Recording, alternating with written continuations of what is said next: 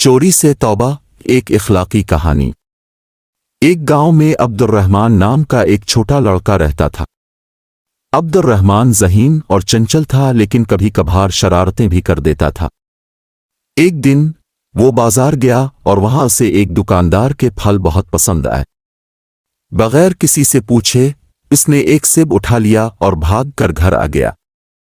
شروع میں اسے اپنی حرکت پر خوشی ہوئی اور وہ سیب کھا گیا، لیکن جیسے ہی رات ہوئی اس کے دل میں گناہ کا احساس پیدا ہوا۔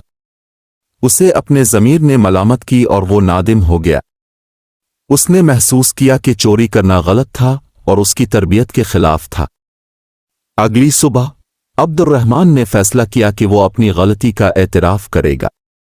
وہ اپنے والدین کے پاس گیا اور سب کچھ بتا دیا۔ اس کے والدین نے اسے سراہا کہ اس نے سچ بولنے کی ہمت کی، لیکن